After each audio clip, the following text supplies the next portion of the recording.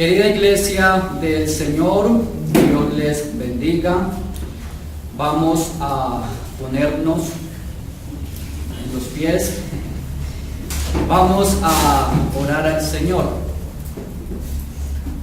Padre soberano, gloria y majestad damos a tu nombre a través de tu Hijo Jesucristo.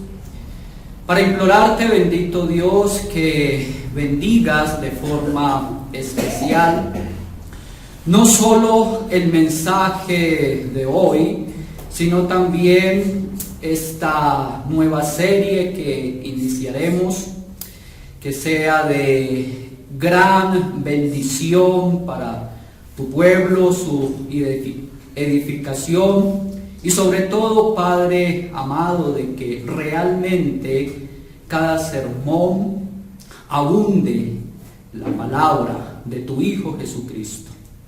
Oh Padre amado, todo te lo pedimos, te lo imploramos en Cristo Jesús. Amén. Amén. Tomen asiento, por favor, hermanos. Hoy vamos a iniciar una nueva serie basándonos en el libro de Ruth. Le he puesto como título a esta serie la redención del amor soberano de Dios.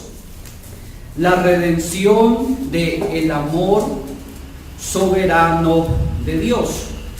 Hoy vamos a dar una introducción a esta serie, aunque realmente no solo quiero dar una presentación a este estudio en el libro de Ruth, sino que también quiero poner en sus corazones algunas cosas que deseo que sea de gran bendición para vida y práctica de su vida cristiana.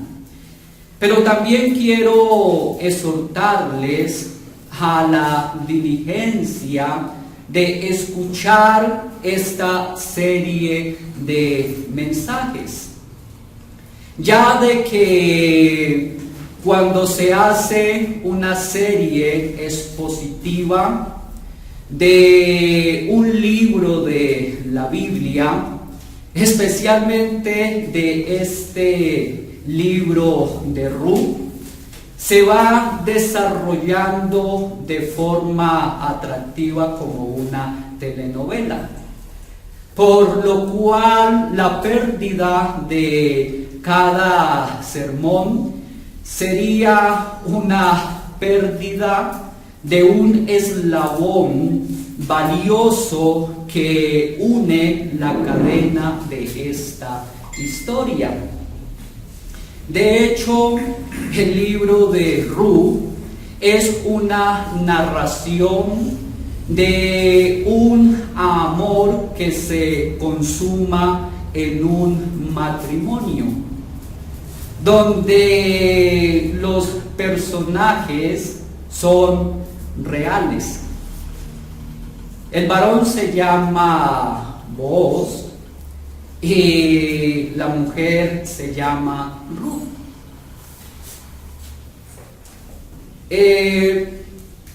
¿Le gustan las historias de amor? ¿Ha prestado atención alguna vez a una historia de amor? De tal manera que ha hecho todo lo imposible para no perderse ninguna parte de ella. Permítanme recomendarles en especial esta historia, porque aparte de tener un relato externo maravilloso, una historia externa extraordinaria, hay un trasfondo espiritual que nos habla de un amor eterno y redentor, que lo iremos descubriendo a su paso en cada sermón. Por eso le desafío a usted que no se pierda ninguno de estos sermones. Ahora bien, estudiar los libros de la Biblia es bastante hermoso y es muy alentador. Los que nos acercamos al texto bíblico, reconociendo su inspiración, su inerrancia, su inmutabilidad, somos iluminados por el Espíritu Santo en la lectura y en el estudio. Y son pocas las personas que se ven motivadas a estudiar expositivamente y analíticamente un libro de la Biblia y extraer de él el contenido o la esencia exacta de este libro. Es decir, de que Cristo sea glorificado en el estudio de la palabra, de que Cristo sea mostrado como Dios, Señor y Redentor. Nuestro mismo Señor Jesucristo muestra este principio expositivo de las Sagradas Escrituras cuando dice en San Juan capítulo 5 versículo 39: escudriñad las Escrituras, porque a vosotros os parece que en ellas tenéis la vida eterna, y ellas son las que dan testimonio de mí. Es decir, que solamente cuando se hace un estudio minucioso, detallado en las Sagradas Escrituras, Cristo es mostrado como el Salvador de tu alma. Y precisamente esto es lo que nos propone el libro de Ruth. En este sentido, requiere un mayor trabajo, mayor diligencia, un estudio expositivo de las verdades del Evangelio, como lo ha expuesto nuestro querido hermano Juan Cabrera sobre sus devocionales en qué es la predicación expositiva. Por consiguiente, me he propuesto en esta serie realizar un estudio expositivo y analítico del libro de Ruth. Sin embargo, los que han ido notando mi forma de predicar saben muy bien de que me gusta primero predicar teológicamente y luego vamos a lo práctico. Por lo tanto, mi intención a través de este estudio de Ruth es que nos sea posible identificar la soberanía de Dios en la vida diaria del creyente. Además, abordar los aspectos relacionados a la responsabilidad humana en la salvación, de explicar los beneficios y resultados de la gracia redentora. Escuchen esto: y la forma providencial y fiel de cómo Dios gobierna todas las cosas, absolutamente todas las cosas. En esta serie de mensajes nos será posible identificar los principios de la misericordia, bondad, como también de la bendición de Dios en Cristo. Así también de proclamar las perfecciones de Dios y su dignidad de ser glorificado. De modo que estudiaremos este precioso libro de Ruth, basándonos en estas dos perspectivas, como realmente suelo hacerlo en general, en forma teológica y en forma práctica. En forma teológica vamos a analizar todos los aspectos esencialmente teológicos, es decir, a Dios en su soberanía, santidad, providencia, misericordia, bondad, gracia, como también su presencia. En este sentido, lo que estoy diciendo es que vamos a enseñar acerca de su misión como Dios, como protector, como redentor y como Señor revelado o mostrado a través de su Hijo Jesucristo. Y en forma práctica estudiaremos todos los aspectos relacionados o las implicaciones del actuar de Dios en la vida de sus hijos. Es decir, cómo nosotros reaccionamos ante las adversidades, cómo nosotros reaccionamos ante las adversidades, cómo nosotros recibimos y comprendemos la gracia divina. Solo en este sentido vamos a aprender a identificar.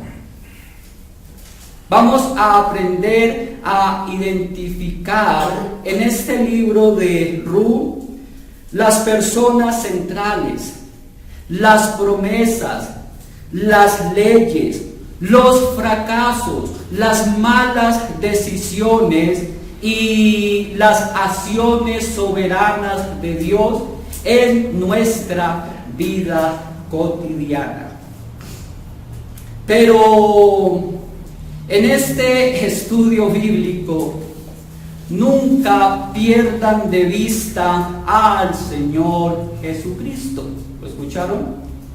En este estudio bíblico nunca, pero nunca pierdan de vista al Señor Jesucristo.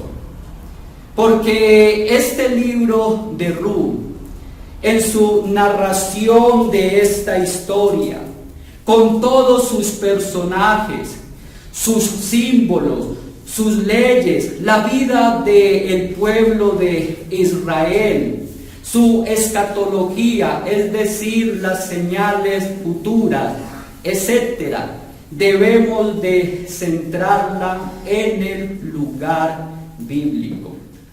Es decir, que este estudio es cristológico, es cristocéntrico, es decir, centrado en el Señor Jesucristo.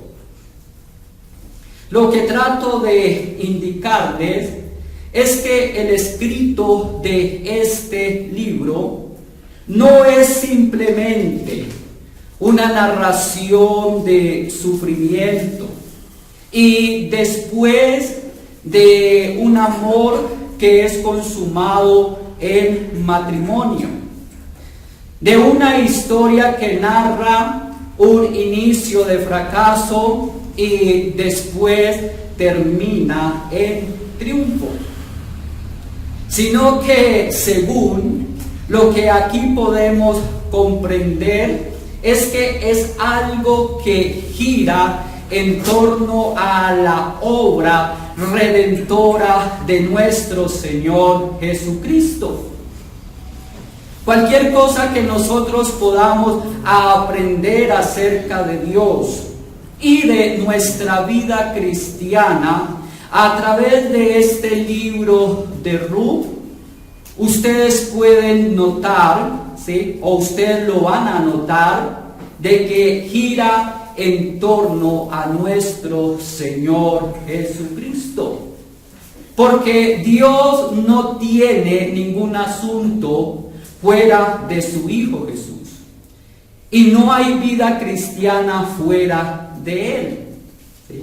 Por lo tanto, todo lo que significa este libro, la familia, el pueblo, las leyes, las promesas, la soberanía, la providencia, la gracia, la bondad, la misericordia, ¿sí?, el matrimonio que aquí se ve, tiene como fin glorioso de llevarnos a nuestro Señor Jesucristo como nuestro amado Redentor. Pero como les dije al inicio, miren, no solo quiero hacer una presentación de este estudio del libro de Ruth, sino que también quiero poner por lo menos 3 cosas, ¿sí?, que ustedes deben de aprender para su vida espiritual, para su vida cristiana. Y es que, en primer lugar, quiero que noten la época en que se desarrolló o se llevó a cabo esta historia de amor y redención. ¿Lo escucharon? La época donde se llevó a cabo o se desarrolló esta historia de amor y de redención. El libro de Ruth es una breve historia que trata de tan solo 4 capítulos de la Biblia, y fue puesta en la Biblia, ¿sí?, inmediatamente después del libro de los Jueces, porque el relato histórico, ¿sí?, del libro de Ruth fue precisamente en el tiempo o periodo cuando gobernaban los jueces. Entonces, por esta razón es muy propicio de que el libro de Ruth fuese puesto después del libro de los Jueces. Así lo narra el capítulo 1, versículo 1. Dice: aconteció en los días que gobernaban, ¿quién? Los jueces. Por lo tanto, las primeras palabras de este libro nos fijan la fecha de esta historia. Y por cierto, debió de ocurrir al inicio de la época de los jueces, ya de que Booz, el que se casó con Ruth, escuchen esto, descendió de Rahab la ramera. ¿Sí? Booz descendió de Rahab la ramera, es decir, de aquella mujer que recibió y escondió a los 12 espías allá en la conquista a Jericó en los días de Josué. Nótenlo por favor en San Mateo capítulo 1, versículo 5. Allí está el relato de esta genealogía. San Mateo 1:5.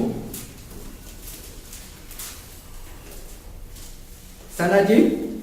Mire lo que dice: Salmón engendró de Rahab. ¿A quién? A vos. A Booz. Y esto es una nota muy importante, porque aquí se nos muestra de que Dios comenzó a revelarnos de que la iglesia de nuestro Señor Jesucristo no solo es una mezcla de entre las 12 tribus de Israel, sino que también de otras naciones. ¿Ven? Algunos comentaristas dicen que el periodo de los jueces de Israel fue un promedio de 340 años, ¿sí? Pero hablando más específicamente, esta historia de Ru y Booz, ¿sí?, fue propiamente en la época de Gedeón, ¿sí? Porque solo en la época de Gedeón se nos muestra en las Sagradas Escrituras que sobrevino al pueblo de Israel hambre por causa de la invasión de los madianitas. Mírenlo por favor en Jueces capítulo 6, versículo 3 al versículo 6.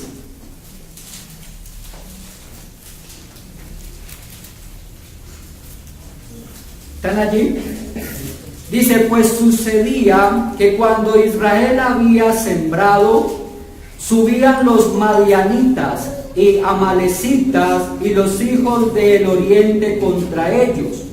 Subían y los atacaban, y acampando contra ellos destruían los frutos de la tierra, hasta llegar a Gaza, y no dejaban que comer en Israel, ni ovejas, ni bueyes, ni asnos, porque subían ellos y sus ganados, y venían con sus tiendas en grande multitud como langostas. Ellos y sus camellos eran innumerables, así venían a la tierra para devastarla. De este modo empobrecía Israel en gran manera por causa de Madián, y los hijos de Israel clamaron a Jehová. Pero por aparte, también hay un enlace o una unión admirablemente con el primer libro de Samuel. Siendo Samuel este profeta reconocido como el último juez de esa época o de esa dinastía, ¿sí?, dando paso a la nueva era de los reyes, por la breve genealogía que se muestra desde Ru hasta David, que aparece al final. Es decir, en Ru capítulo 4, versículo 19 al versículo 22.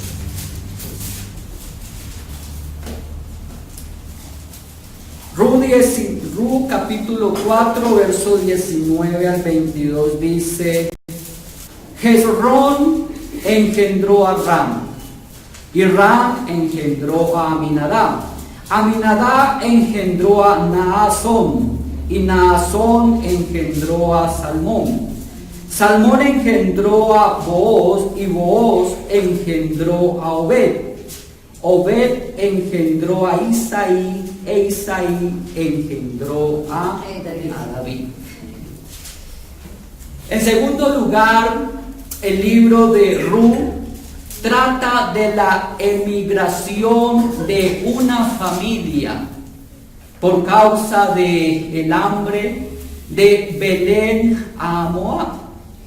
Dice el versículo 1 del capítulo 1: hubo hambre en la tierra.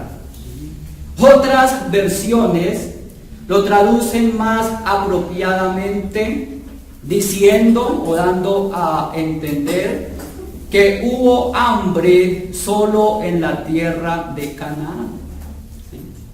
Dios había dicho a la nación de Israel que si guardaban sus mandamientos, de esa tierra siempre fluiría leche y miel.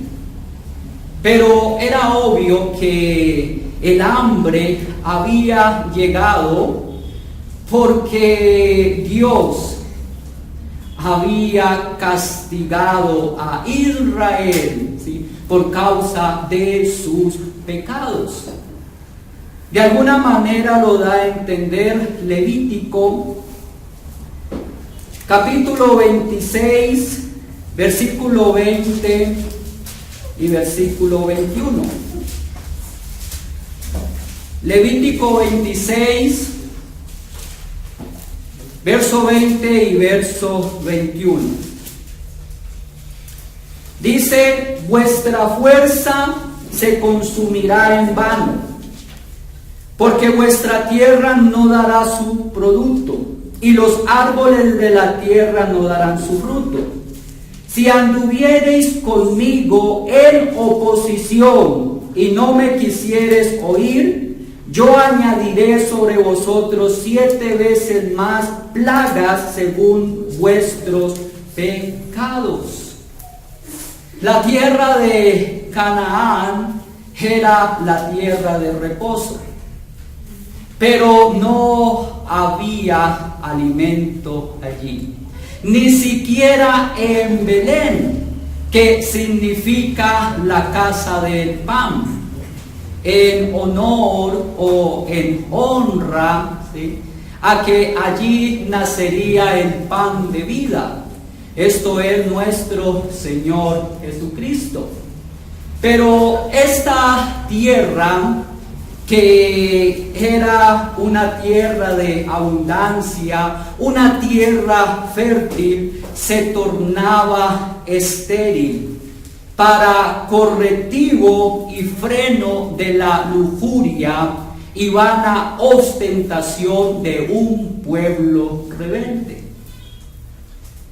Miren, el libro de Ruth trata de una familia azotada por el hambre y muy posiblemente como castigo de Dios.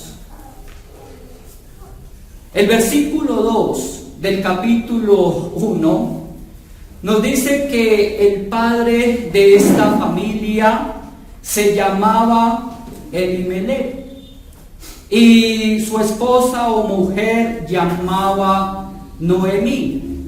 Y sus 2 hijos, el uno llamaba Malón y el otro Kelión. Y se nos habla que esta familia de Belén tuvo que emigrar al otro lado del Jordán a causa de una terrible hambre. Parece ser que había suficientes víveres en Moab, que los motivó a tomar una muy mala decisión. Mientras que en Israel reinaba la escasez. Entonces Elimelech llevó a vivir a su familia a la tierra de Moab. Así como también en forma similar lo hizo Abraham a Egipto e Isaac al país de los filisteos. Pastor Fabio, ¿por qué fue una mala decisión? El interés de Elimelech de proveer para su familia, llevando a su mujer y a sus 2 hijos, ¿no es esto digno de alabanza? No, porque Elimelech llevó a su familia al país archienemigo de Dios, a una nación pagana, profana, ¿sí? Y como lo iremos mencionando a lo largo de este estudio, era una nación maldita, era una nación de Satanás. Allí no había templo o congregación para adorar al Dios verdadero. Por consiguiente, Él los había expuesto a toda su familia a un alejamiento del Dios verdadero, a la muerte, a la esclavitud, a la idolatría y a otros pecados y profanaciones del santo nombre de Dios de Israel. Miren, por lo tanto, no era tan recomendable su traslado al país pagano de Moab. Al estar bien aposentado en Canaán, ¿qué motivo tenía él de emigrar a Moab? ¿Que no lo tuvieran también sus otros vecinos?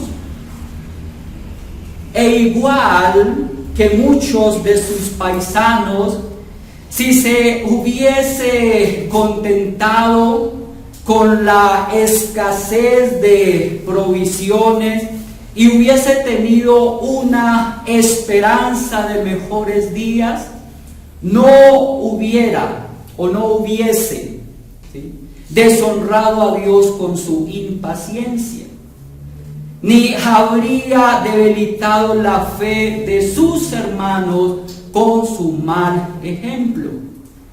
Cansarse tan pronto del lugar donde Dios nos ha colocado y pensar en traslados tan pronto cuando surge el menor inconveniente es una señal de un ánimo inestable, desconfiado y descontentadizo en Dios.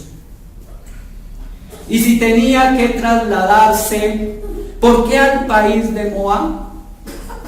Seguramente si hubiese preguntado o investigado, es muy probable que hubiese encontrado hospitalidad y sustento entre las otras tribus de Israel, especialmente en las tribus que quedaban al otro lado del Jordán, como la tribu de Rubén, Agá y la media tribu de Manasés, que colindaban precisamente con Moab.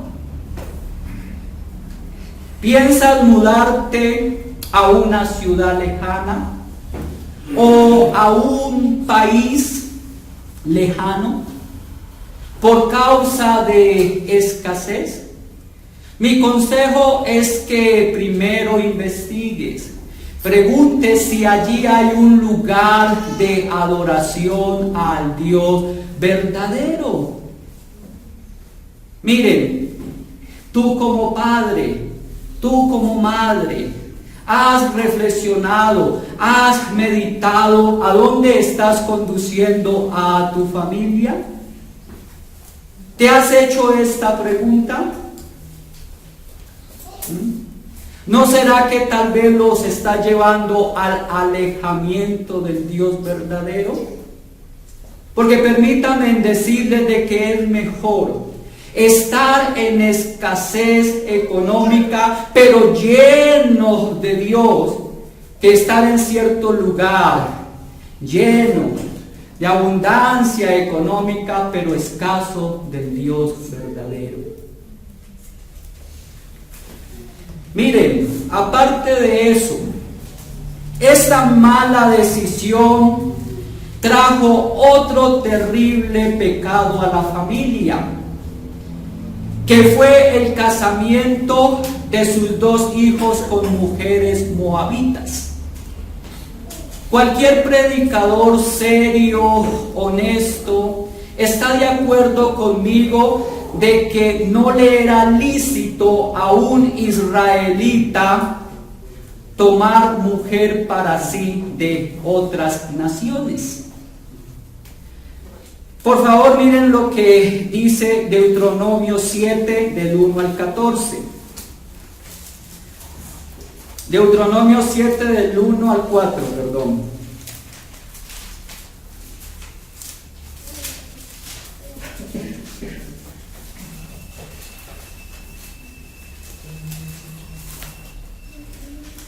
Dice: cuando Jehová tu Dios te haya introducido en la tierra en la cual entrarás para tomarla, y haya echado de delante de ti a muchas naciones, al Eteo, al Gergeseo, al Amorreo, al Cananeo, al Fereceo, al Ebeo y al Jebuseo, 7 naciones mayores y más poderosas que tú, y Jehová tu Dios las haya entregado delante de ti, y las hayas derrotado, las destruirás del todo.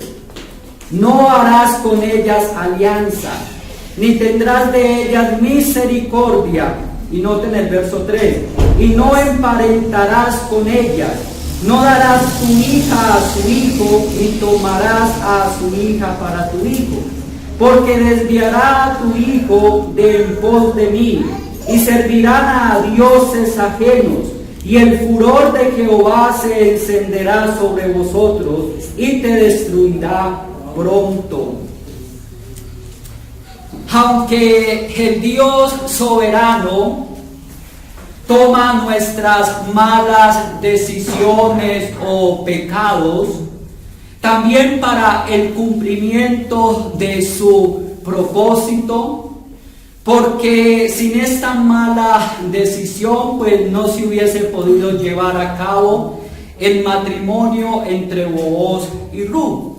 Pero escuchen esto: el hombre es enteramente culpable y responsable de las consecuencias que le traerá su mala decisión. Miren, ellos transgredieron el decreto de la palabra de Dios al tomar mujeres extranjeras. ¿Sí? Es más, no se ve de que ellas fueran prosélitas o prosélitos de la religión de Israel. Pues se nos dice de Orfa en el versículo 15 del capítulo 1 de que ella se volvió ¿a quiénes? A sus dioses, a sus dioses. Miren, muy posiblemente la muerte de Elimelech, como también la muerte de Kelión y Malón, ¿sí? Mire, fue castigo o reprensión del Señor. Mi querido joven, mi querida jovencita, mi querido hermano en general, ¿sí?, que tienen la perspectiva de contraer matrimonio. Mire, la Biblia dice a través del apóstol Pablo, en Segunda de Corintios, capítulo 6, versículo 14 al 16.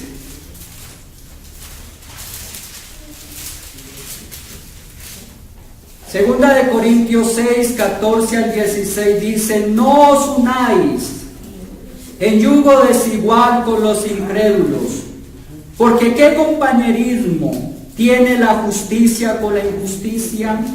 ¿Y qué comunión la luz con las tinieblas? ¿Y qué concordia Cristo con Belial? ¿O qué parte el creyente con el incrédulo? ¿Y qué acuerdo hay entre el templo de Dios y los ídolos? Miren, el Señor no interviene si usted se quiere casar con una persona alta o bajita, flaca o gorda, negra o blanca, indio o mestizo, o incluso en nuestro contexto de otra nación. Pero el mandamiento sí es bien claro cuando Pablo dice en 1 Corintios 6:39 que el que se quiere casar que lo haga en el Señor, que lo haga en el Señor. Voy a atreverme a decir lo siguiente, ¿sí? Es posible de que el cónyuge incrédulo después de un tiempo llegue a creer en el Evangelio, ¿sí? Como sucedió en el caso de Ruth, que creyó en el Dios de Israel, ¿sí? Pero mi querido hermano, usted tiene que ser consciente de reconocer su culpabilidad y del castigo que vendrá sobre usted por tomar su mala decisión. Así que es mejor que tome una decisión buena desde el principio. ¿Sí? Ahora bien, en tercer lugar, este libro nos enseña una redención soberana de Dios. ¿Lo escucharon? Una redención soberana de Dios. Después de la muerte de Elimelech y unos pocos días después del casamiento, murieron los dos hijos. Sin duda, sus días fueron acortados por cuanto quebrantaron el mandamiento de Dios al casarse con mujeres extranjeras, y que después de esto se le añadió el gran desconsuelo, ¿sí? Es decir, en la cual se vio reducido por ello Noemí, ¿sí? Mire, cuán desconsolada debió quedar Noemí al verse desamparada de sus dos hijos y de su marido. Al venir estas dos cosas de repente, pérdida de dos hijos y viudez, ¿quién la consolará? Solo Dios puede consolar a aquellas personas que se encuentran de tal manera abatidas. Pues el libro de Ruth también nos enseña acerca de la misericordia, de la bondad y de la redención soberana de Dios para con estas dos mujeres, representada en este pariente redentor llamado Booz. Ahora bien, el trasfondo de este libro nos enseña que nuestro Señor Jesucristo es nuestro pariente redentor, un redentor eterno, quien a semejanza de Booz a Ruth, Él nos miró con tierna compasión a pesar de nuestras malas decisiones y nuestros pecados. Él tuvo a bien, escuchen bien, sacarnos del deplorable estado de miseria y de pecado en el cual nosotros nos hallábamos. Y lo hizo a un alto precio. Al precio de su propia sangre nos ha comprado. Lo dice claramente Pedro en su primera carta, capítulo 1, versículos 18 y 19. Dice: sabiendo que fuiste rescatados de vuestra vana manera de vivir, la cual recibisteis de vuestros padres, no con cosa corruptible como oro o plata, sino con la sangre preciosa de Cristo, como la de un cordero, sin mancha ni contaminación. ¿Sí? Había una ley muy importante que Dios dio a la nación de Israel, llamada la ley del levirato. Después profundizaremos más en esto. Pero lo que esta ley enseñaba era que el hermano debía de tomar la esposa, ¿sí?, cuando éste no dejaba descendientes, ¿sí? Pero no solamente debía de redimir a su esposa, sino que también debía de redimir las propiedades de su hermano, ¿sí? Solo entiendan eso, ¿sí?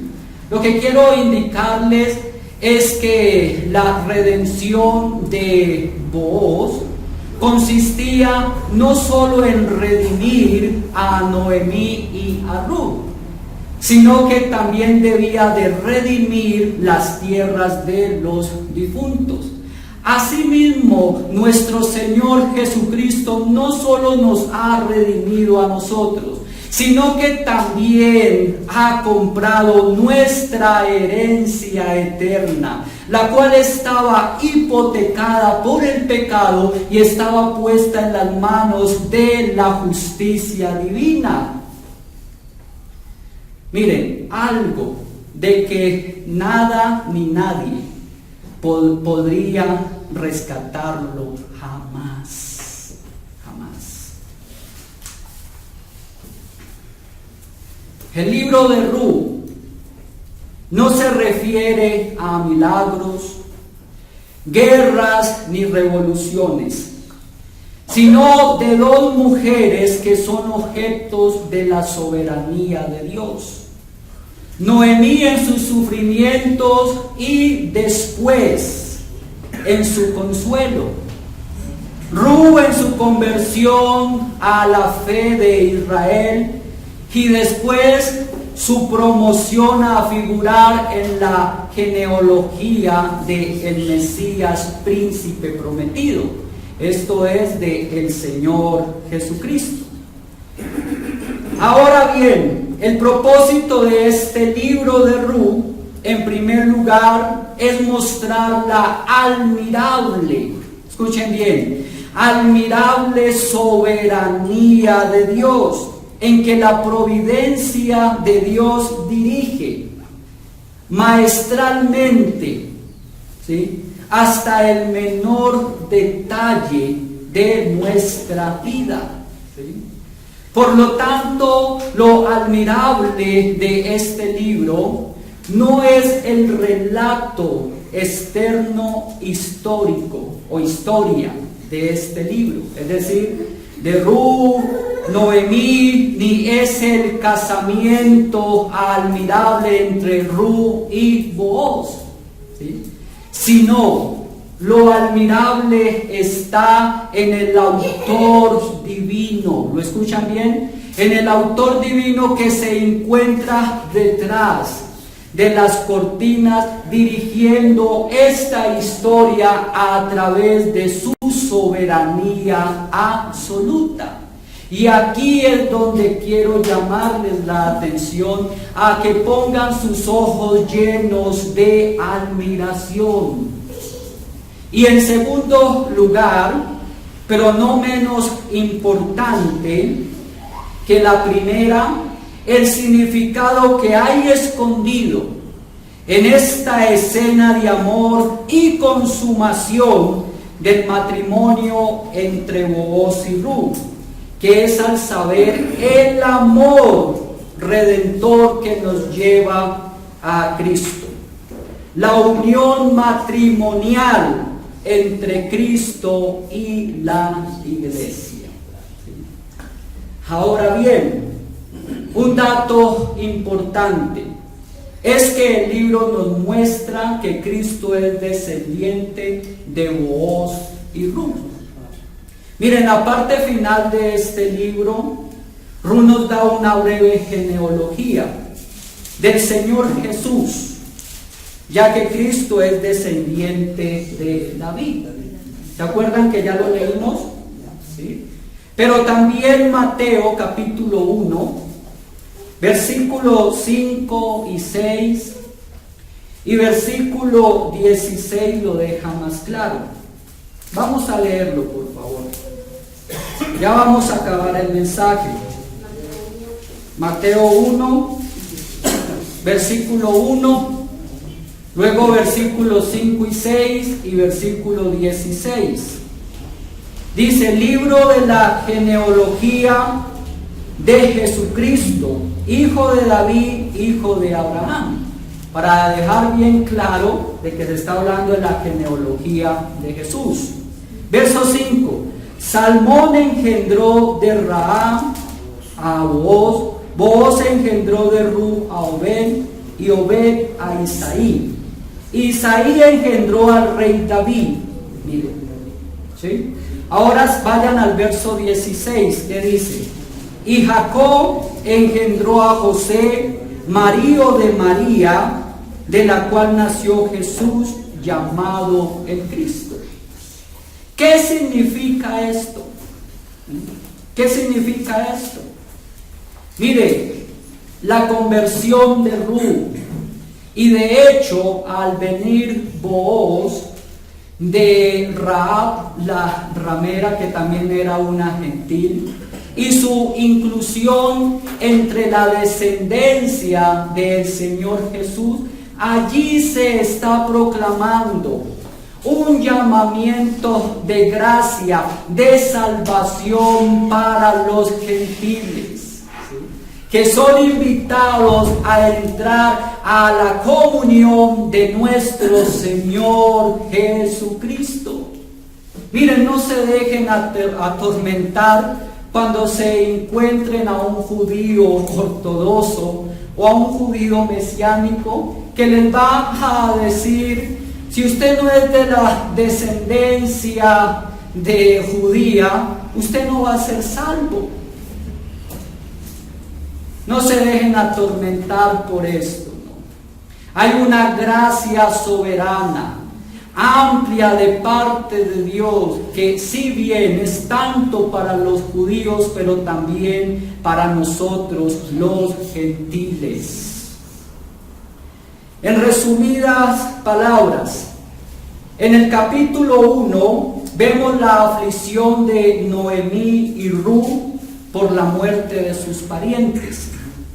En el capítulo 2 vemos un ejemplo de la laboriosidad y humildad de estas dos mujeres, de la soberanía de Dios, ¿sí?, y de la bondad de Dios. En el capítulo 3, la alianza matrimonial que concertaron con Booz, es decir, con el pariente redentor. Y en el capítulo 4, el feliz establecimiento firme en aquel lugar de Belén. Recordemos que esta historia, esta escena se llevó a cabo en Belén, lugar donde nació nuestro bendito Salvador. Sin embargo, mi querido amigo, usted no necesita esperar de tomar esta determinación de recibir al Señor Jesucristo como Salvador de su alma después de terminar esta serie de mensajes. Usted necesita hacerlo hoy mismo, porque existen por lo menos 3 factores que puede impedirle de que usted termine completamente de escuchar esta serie de sermones. Por ejemplo, yo como predicador podría morir antes de terminarla. Aún peor, usted mismo podría morir en el día de hoy, ¿sí? O antes de terminar esta serie.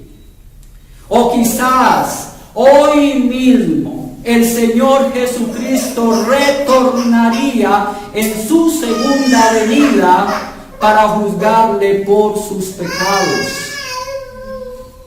Por eso, mi querido amigo, usted necesita confesar hoy mismo de que usted ha tomado malas decisiones en su vida, que han estado en contra de la voluntad de Dios, andando en tus propios caminos.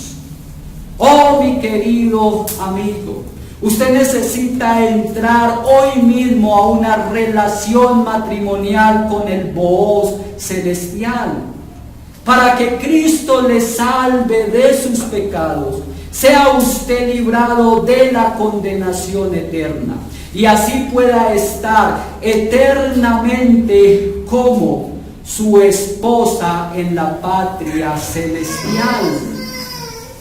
Oh, mi querido amigo, oh, mi querido amigo, hoy es el día de salvación, dice las Escrituras, ¿sí? Y Dios quiere salvarle, Dios quiere librarle de su ira venidera.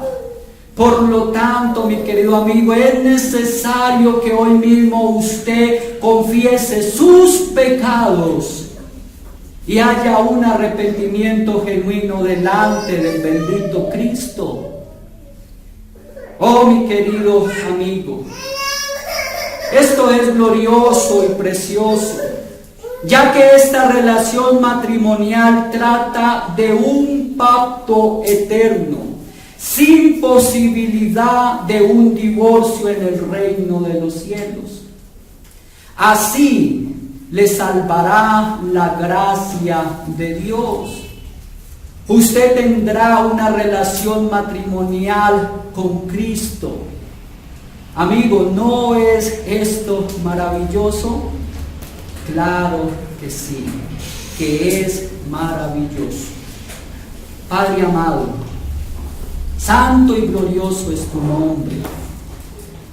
Y en Cristo Jesús, en tu amado Hijo, yo ruego, te imploro, que hoy tú hayas llamado eficazmente, quisiese a todos, pero al menos a muchos, Señor, para que entren en el pacto eterno contigo, ese pacto matrimonial.